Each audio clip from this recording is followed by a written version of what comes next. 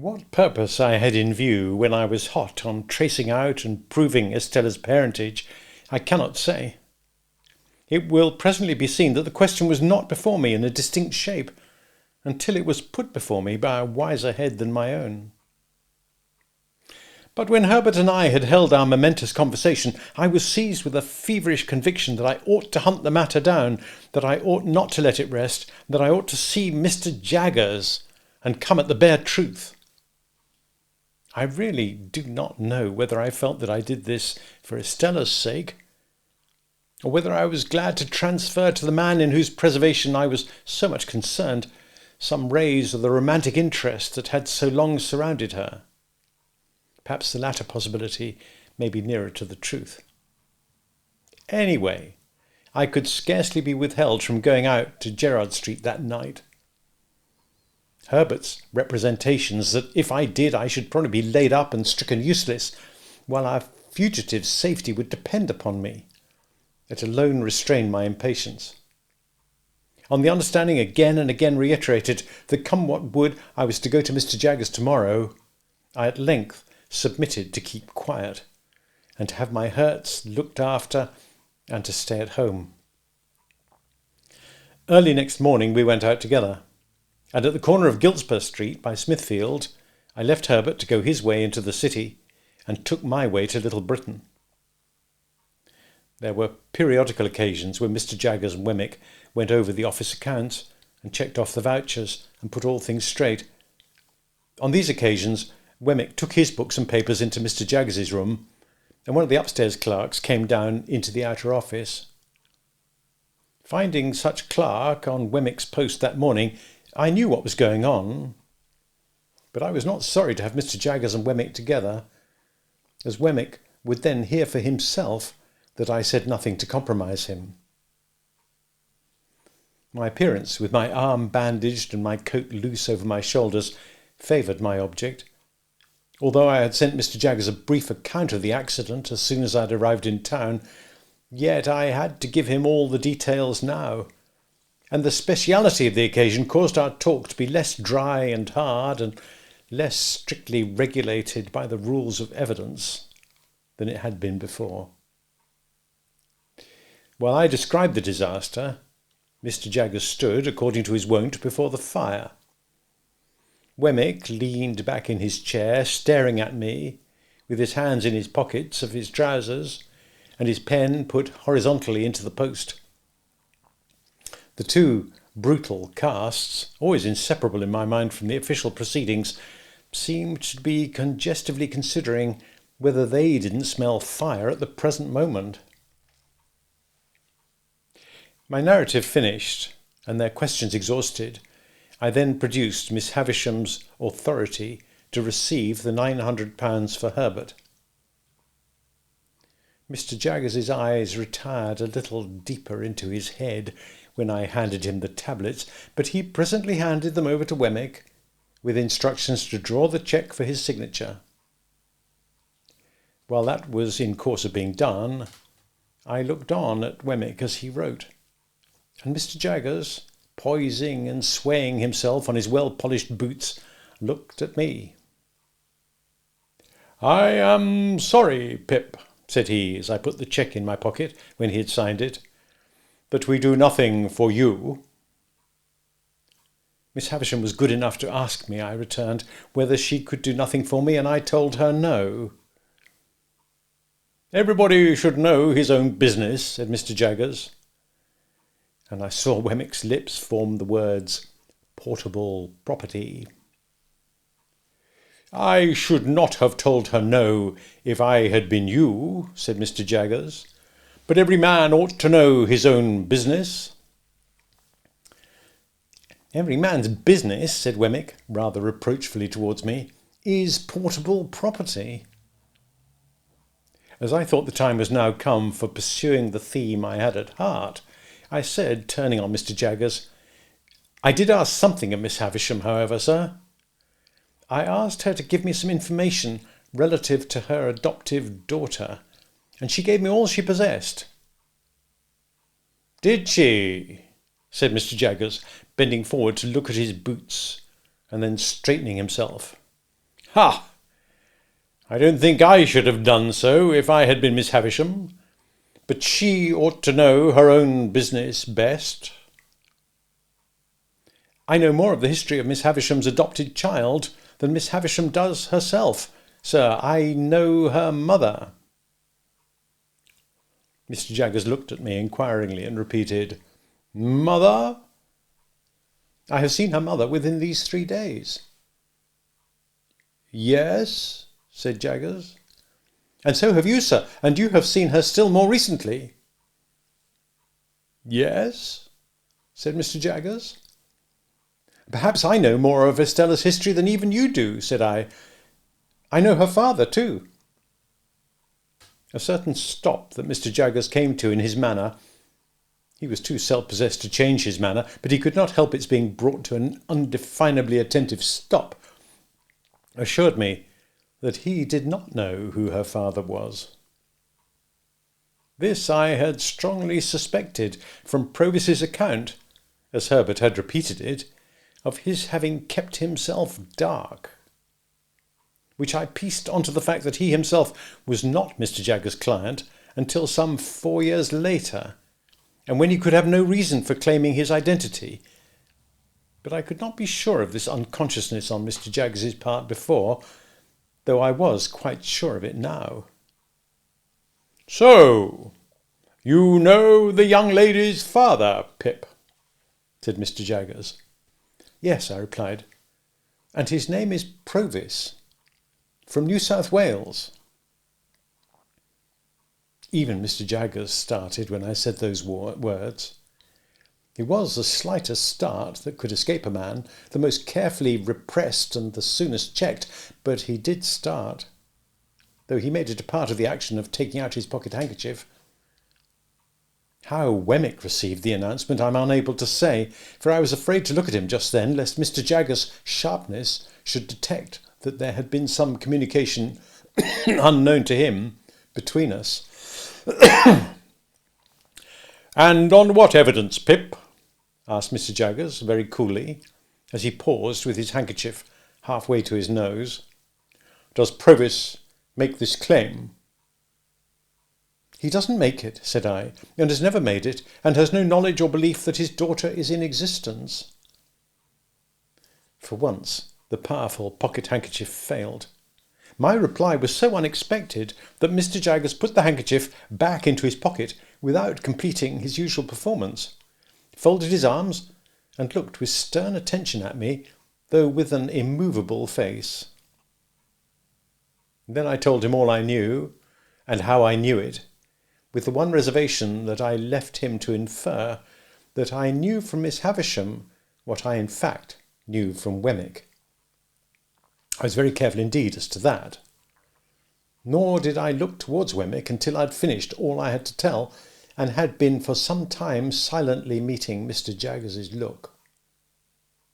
When I did at last turn my eyes in Wemmick's direction, I found that he had unposted his pen and was intent upon the table before him. Ha!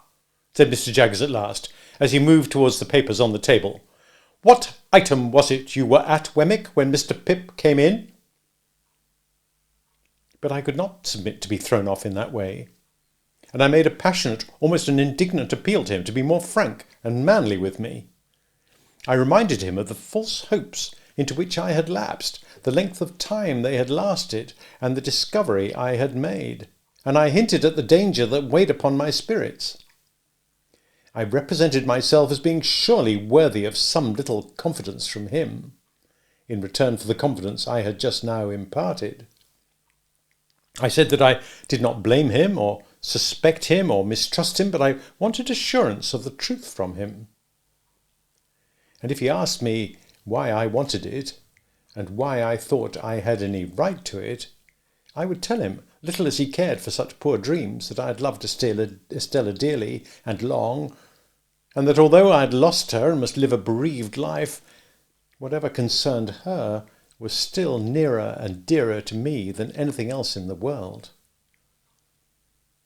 And seeing that Mr. Jaggers stood quite still and silent, and apparently quite obdurate under this appeal, I turned to Wemmick, and said, "Wemmick, I know you to be a man with a gentle heart. I have seen your pleasant home, and your old father, and all the innocent, cheerful, playful ways with which you refresh your business life, and I entreat you to say a word for me to Mr. Jaggers, and to represent to him that, all circumstances considered, he ought to be more open with me." I've never seen two men look more oddly at one another than Mr. Jaggers and Wemmick did after this apostrophe.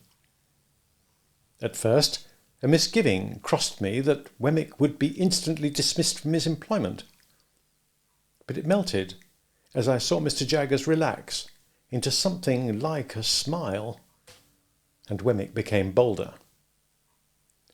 "What's all this?" said Mr. Jaggers. "You with an old father, and you with pleasant and playful ways?" "Well," returned Wemmick, "if I don't bring 'em here, what does it matter?"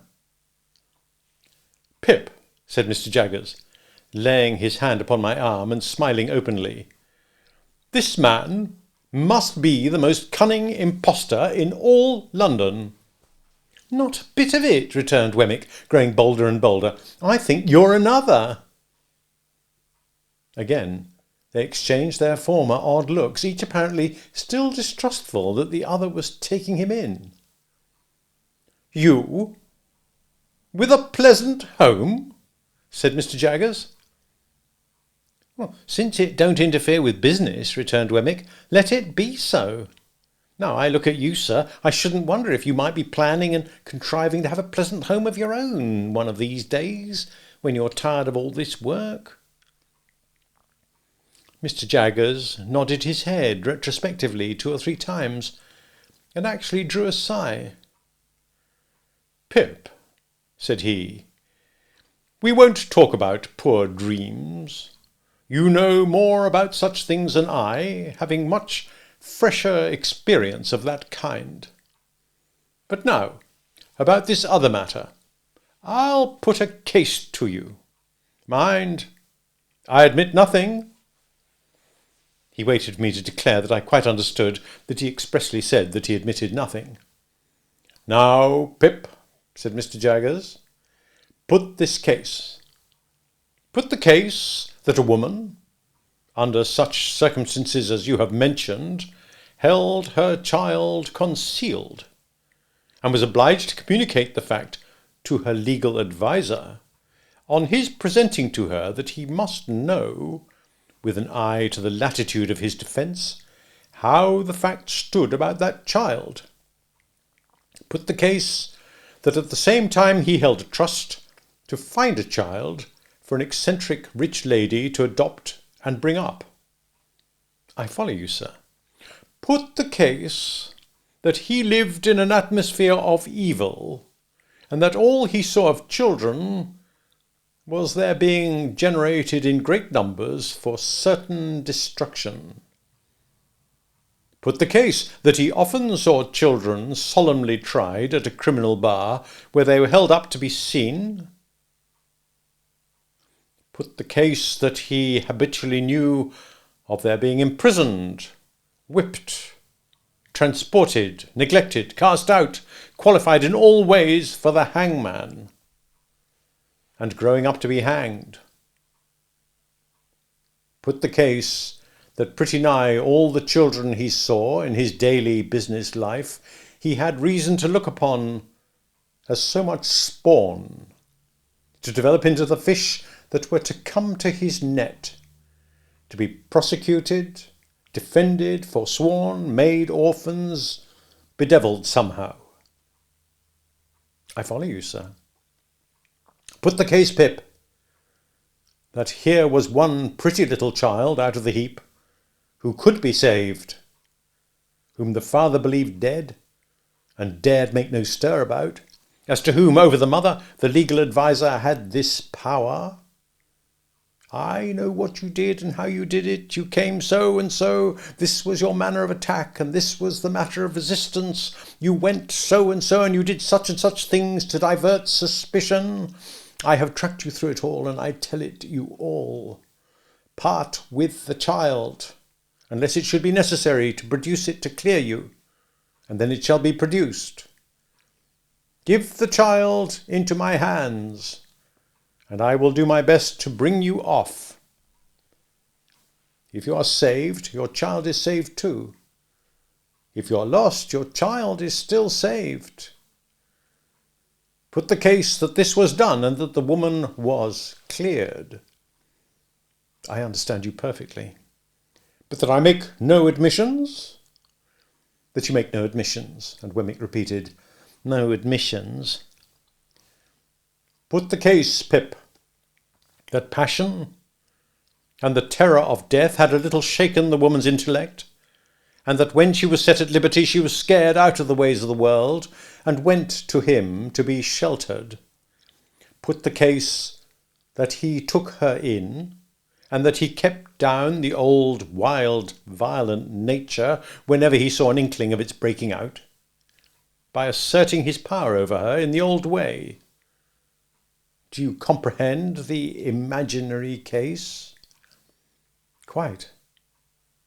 Put the case that the child grew up and was married for money, that the mother was still living, that the father was still living, that the mother and father, unknown to one another, were dwelling within so many miles, furlongs, yards, if you like, of one another.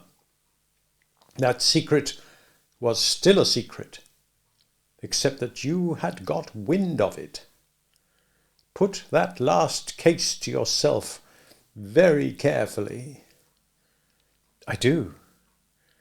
I ask Wemmick to put it to himself very carefully.